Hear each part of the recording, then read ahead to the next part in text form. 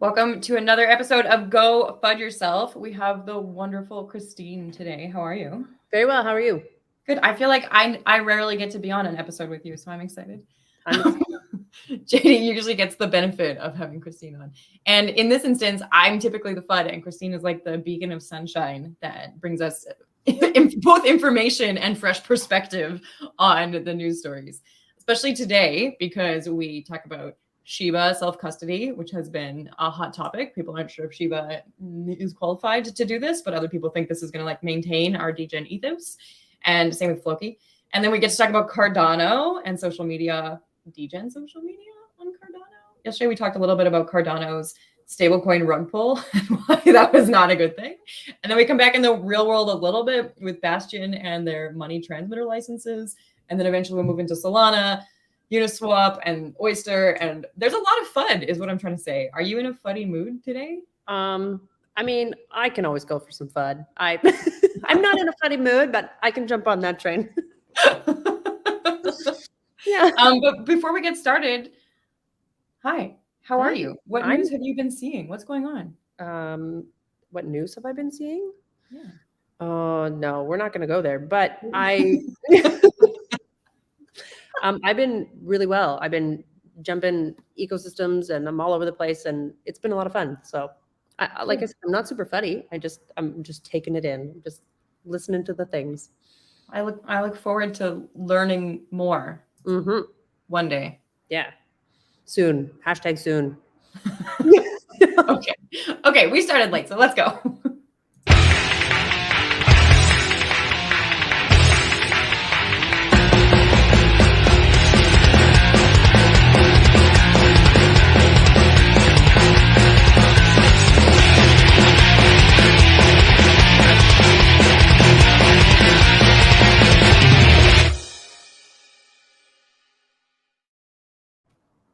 I'm always a fan of your intros.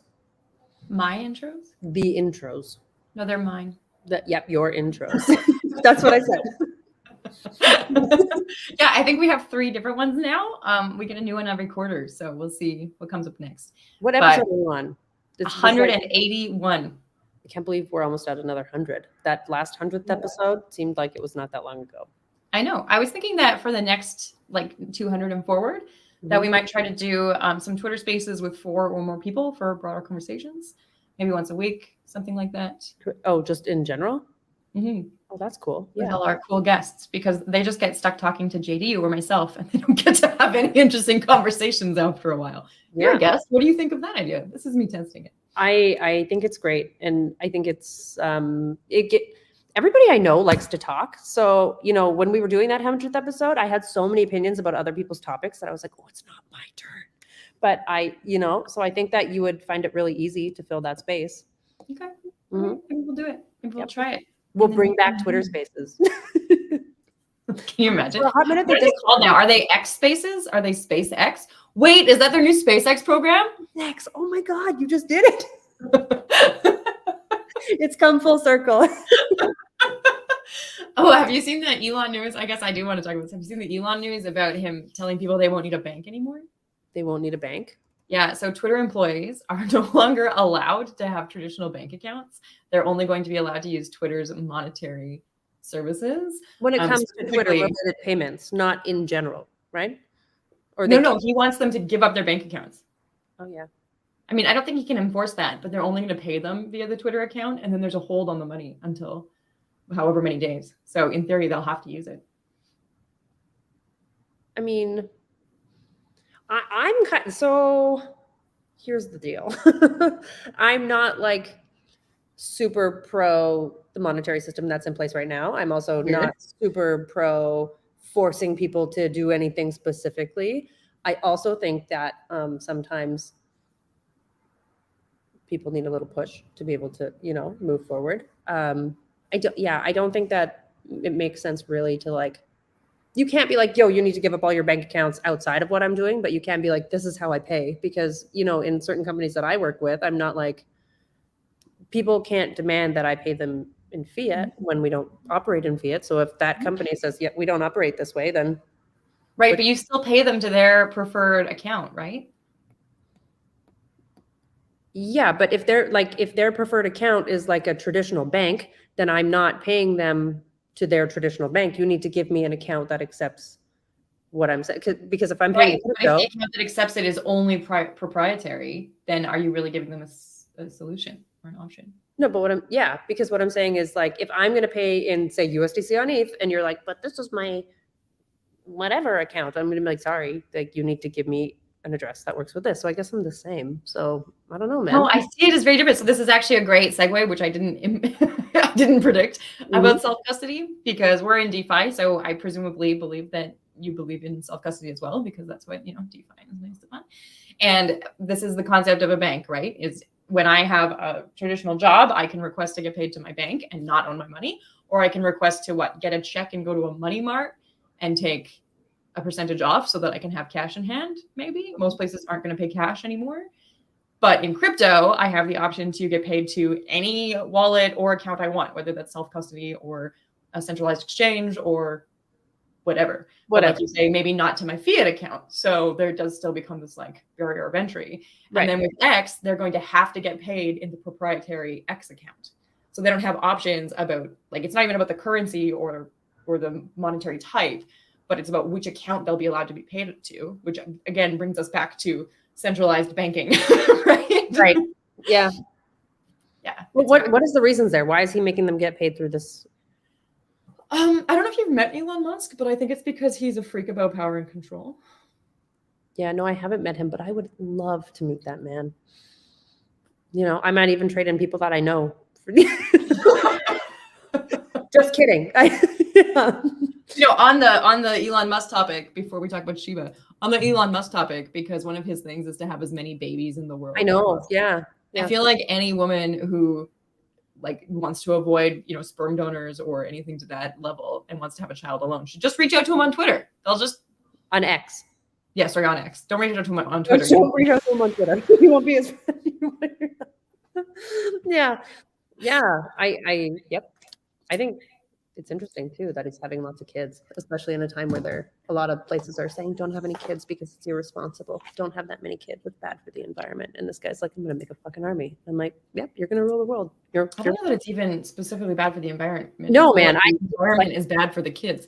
I think that to be more true, but in Vancouver, they literally have signs up being like, one baby, one world.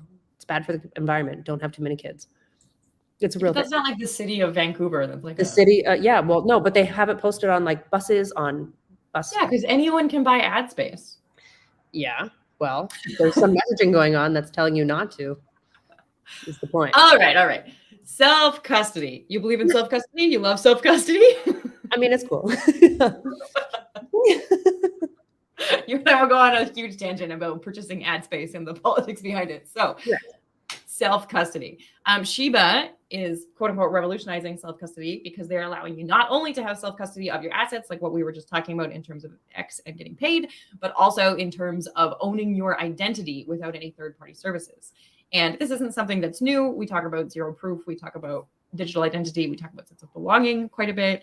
But Shiba has found a new way to do it. They're working with Kusama. They started in August to create digital identities for users that are consistent, again, across all Shiba projects, so that their idea is that it will also move to institutional and that governments will recognize Shiba identities as well, which I feel like is a big push, but could be the future in the long term. What do you think about self-custody of identity? I mean, as long as it's, I think it's fine, self-custody of identity. I don't know if I love all these ideas. I don't know if A, the whole world is ready for that or wants that. And B, it depends on who's behind it. This whole, is Shiba the one to be making this move? Maybe. I mean, to be fair, it's really cool that a meme coin is just kidding, we're going to do something awesome. Because generally they don't. They take all their funds and leave. So I think that in itself hopefully says something if they come through and are creating something that goes with the ethos, that is for the better, that does, represent something, then that's good. I'm not going to say that I believe that it's going to be the end all to be all. And if it's only across Shiba things, then I mean, maybe a more reputable company. I don't want to say that. That's not true. I don't mean more reputable, but a more, I don't know, a different company. Not a meme company, not an altcoin company. Yeah, but maybe that's okay too, because who's to say, right? Like, I kind of dig it. You made a good point that yeah, they're not just rugging. They're not taking all the profit. And I mean, Shiba's been around for a few years now, but they did start as a shitcoin, right? right. And I do like the idea that this is maybe the way forward for DeFi is like, look, once you actually invest in your shitcoin enough, it gives them the funds to build the projects that you want to see. Right. Yeah. I'm, to be fair, I'm involved in a couple other projects that were shitcoins that I was in for fun and now are great legitimate companies. So, I mean, maybe it's fine too. It's probably fine too. Yeah. The one thing that I think is interesting about the idea of self-custody of identity is who's kind of validating these different things. And so if you have a digital identity that's on Shiba, I guess Shiba is evaluating what your worth is in a way, right? They're evaluating if what you're projecting is correct. And of course, it's all on chain, but they're also making the rules about what is important. We actually see Metis doing this as well. They have reputation power. So the more that you participate in Metis telegrams and socials, about like some sort of social credit score for DeFi. Yeah, it's basically like a social credit score. And so that's what a lot of the self-custody identification will end up being, or at least will start up being. But when I was originally working in self-custody identification, I was in post-secondary, and we were talking about owning your post-secondary degrees on chain so that they could be recognized internationally. And that's another interesting one, because then even if your institution shuts down for reasons beyond your control, you still have access to this kind of thing. Honestly, that's huge. I know somebody who's, she's in her 40s and trying to get a job, and they asked her to produce her high school diploma. Even though she's got a degree, they asked her for her high school diploma also, but her high school doesn't exist anymore. And she's like, what, like, how do you, so, I mean, anything on chain is obviously the ability to own your on-chain medical, your on-chain, school records, all of that stuff, I think would be ideal. I think it's a cool topic. Yeah. In this same space, but not doing the same thing at all, talking about shitcoins and meme coins and what's going on with them. Floki, which is kind of related to Shiba, Floki has had some difficulties because they were trying to list on BitGet, and apparently they breached the 7-day listing deadline, so they aren't going to be listed. And Floki believes that they did meet the conditions for the successful listing. So there's a little bit of a back and forth here. If you are an altcoin person, this is news for you. Yeah, I think that I don't understand, because I don't know too much about this topic. The discrepancy is, did you meet the 7-day guide deadline or not? Like, I don't understand how this is being fought. Like, did they or did they not? Like, I know people have different definitions of weird. I don't know. What are we, like, you got to pick a UTC and just stick with it.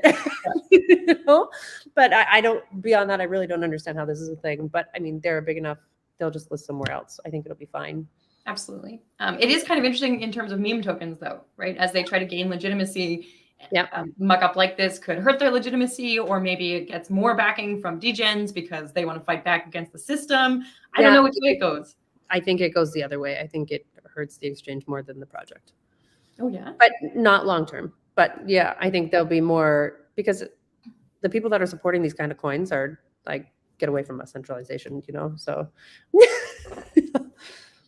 I mean, okay, so that's our meme coins for today, unless you think Cardano's a meme coin. Some people say it's a shit coin also. But Cardano's two different things. Meme coins and shit coins are two different things. I know. That's what I'm saying. Some people think Cardano's a shit coin, and some people think that the ecosystem is really genuine and going for it.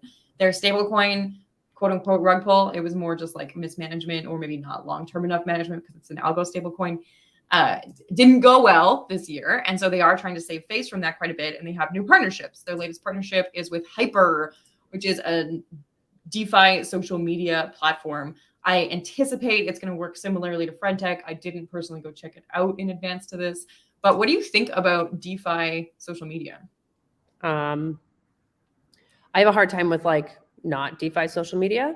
So DeFi social media in my personal world isn't super exciting. I think that there's a very high chance that it gains a lot of traction in terms of influencers and KOLs and blah, blah, blah. And I think that might become a thing.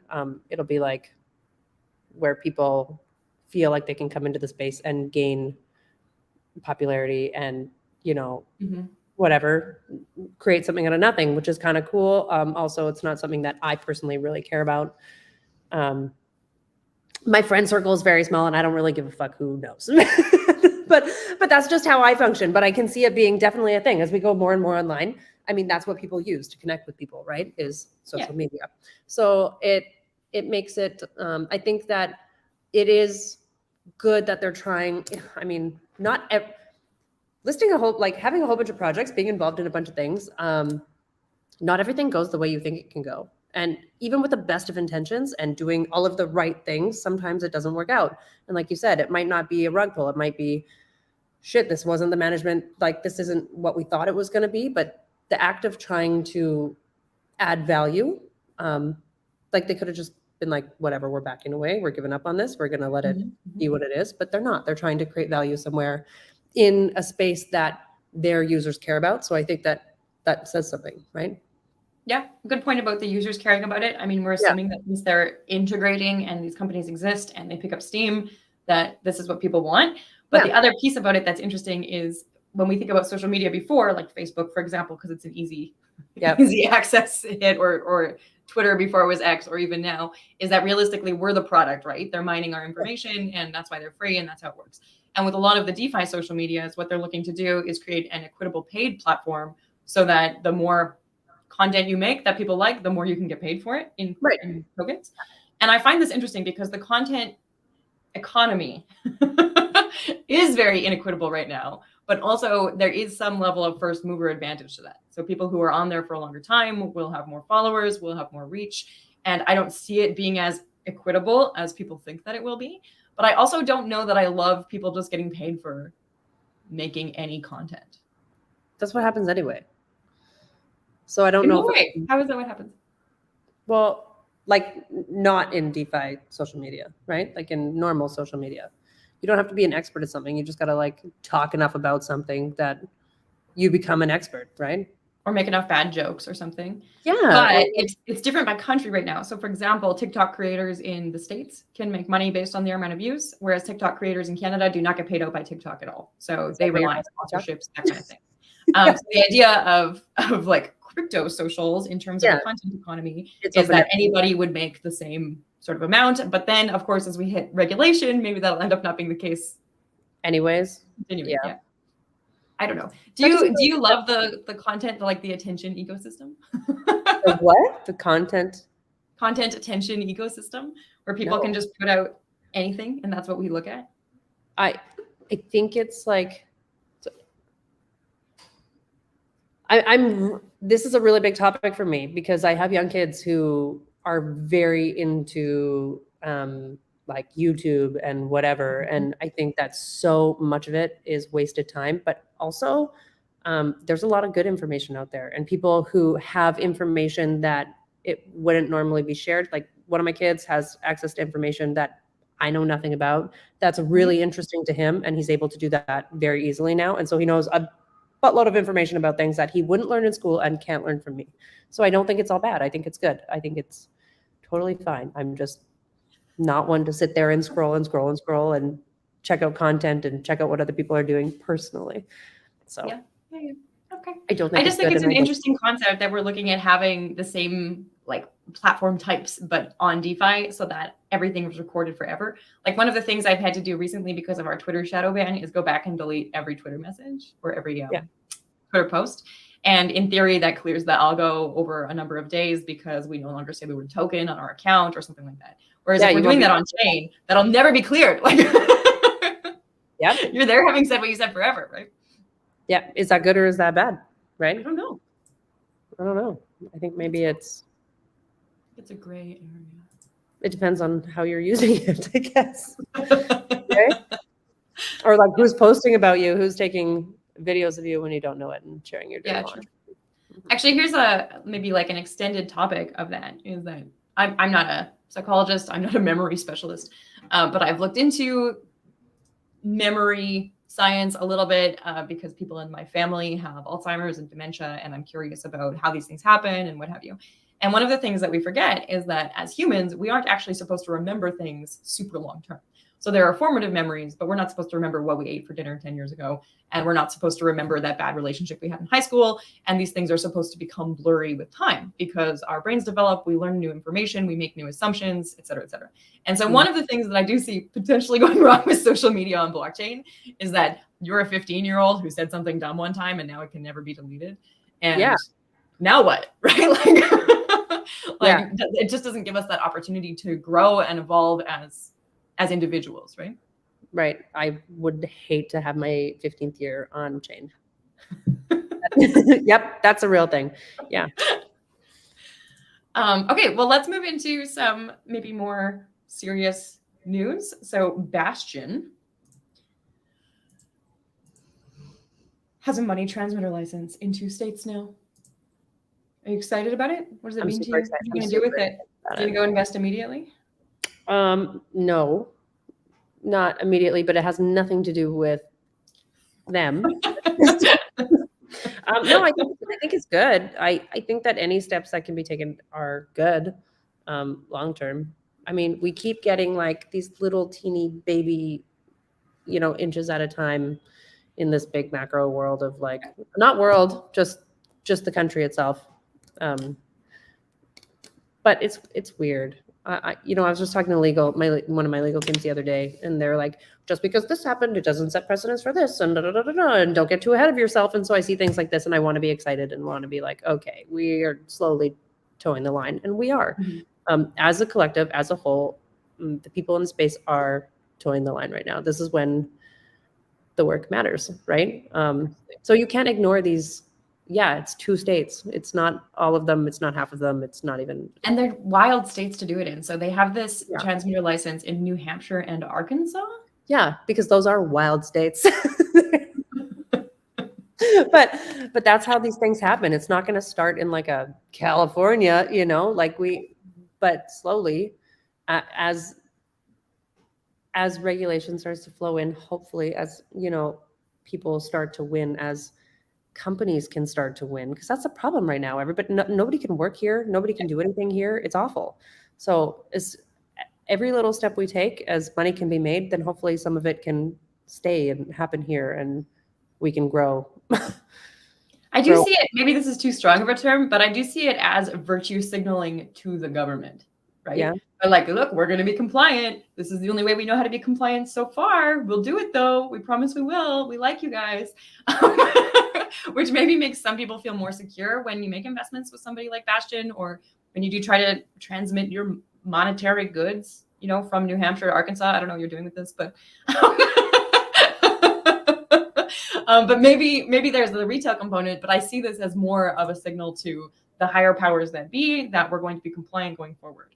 And I do actually like to see that. I wish I saw more blockchain companies just coming into compliance in emerging markets as well, so that I think that would give them a first mover's advantage and a big leg up in some of those emerging markets. Yeah, this is what you're seeing. It's happening. Exactly what you described. You just want more, right? Yeah, well, I want it to be not in Arkansas, but in like Nigeria. Yeah. I mean, not that I'm against Arkansas. I guess I should go now and find out what's going on in Arkansas. I would like to go to Arkansas with you. I would like to see you in Arkansas. Okay, good shot. We'll plan a trip. Then we can go live. Okay, do you game? Are you a gamer? No, I'm not. Oh, shoot. Not even a little bit. But I like this topic. So it's fine. So Solana has launched Game Shift, which is kind of like, I think you were saying, a toolkit so that people can quickly and easily build games on Solana chain, which is exciting. Solana network. Yep. I don't really care that it's on Solana, and I don't really care that it's about games, but I think anything that makes it easier for more and new people to come in and create is great. Toolkits are great. And when you give them a nice little package and say, hey, this is how you do this, it promotes all sorts of expansion and all sorts of new ideas. And I think it's amazing. So it's not for me specifically about Solana. It's not about Game Shift. But gaming is huge. Like it is important, even though I'm not a gamer myself. I understand the importance and, the global want for these things. And so I think the other thing that's cool about this is that the timing is good. So it's still technically a bear market. You release a toolkit. Those who are going to use the toolkit are probably a little bit experienced. They're probably comfortable in crypto. They're going to build something good. They're going to make some good examples. And then when the bull market hits, there will be these examples and the toolkit. And so it's likely that there will be a bigger uptake of such a toolkit.